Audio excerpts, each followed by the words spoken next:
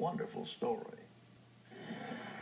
Dr. Fred Hatfield is an impressive guy. He's a powerlifting champion, author, millionaire businessman with a beautiful wife. But he'll tell you his greatest accomplishment is killing his cancer, just in the nick of time. The doctors gave me 3 months to live because of widespread metastatic cancer in my skeletal structure. 3 months. 3 different doctors told me that same thing.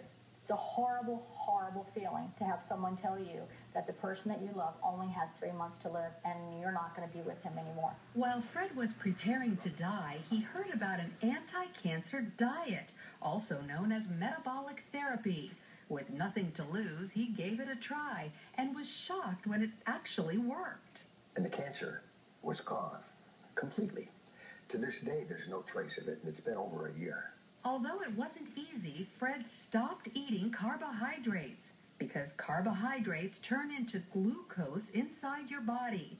Cancer cells love glucose and need it so badly that if you stop giving it to them, they die.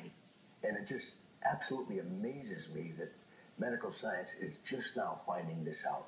Fred's recovery was not a surprise to Dr. Dominic D'Agostino. His team of scientists at the University of South Florida study metabolic therapy. When they removed carbohydrates from the diets of lab mice, the mice survived highly aggressive metastatic cancer, even better than when they were treated with chemotherapy. We have dramatically increased survival with metabolic therapy. So we think it's important to get this information out. And it's not just lab mice. He's also seen similar success in people, lots of them. I've been in correspondence with a number of people, probably at least a dozen people, and over the last 1.5 to 2 years, and all of them are still alive, so despite the odds. And so this is very encouraging. All cells, including cancer cells, are fueled by glucose. But if you deprive them of glucose, they switch to the alternate fuel ketone bodies, all except cancer cells. A defect prevents them from making the switch to using ketone bodies as fuel, and therefore cancer cells can only survive on glucose. All other cells can use either glucose or ketone bodies. Your normal cells have the metabolic flexibility to adapt from using glucose to using ketone bodies. But cancer cells lack this metabolic flexibility, so we can exploit that. People like Fred, who deprive their cells of glucose and fuel them with ketone bodies instead, eat what's known as a ketogenic diet.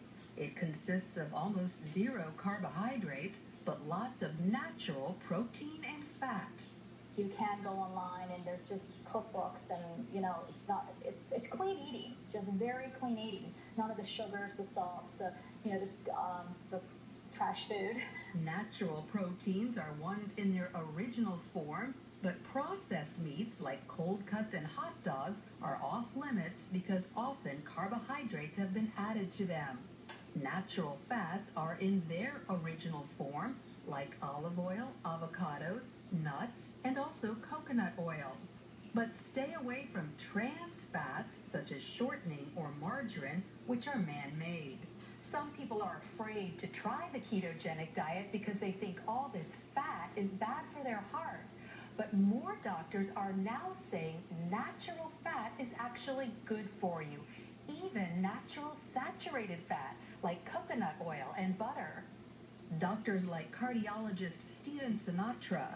Is cholesterol the major cause of heart disease?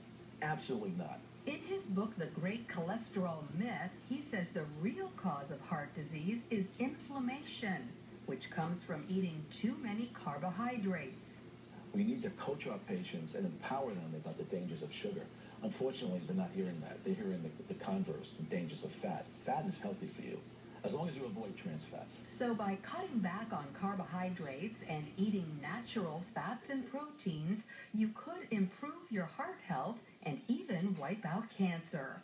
Lori Johnson, CBN News.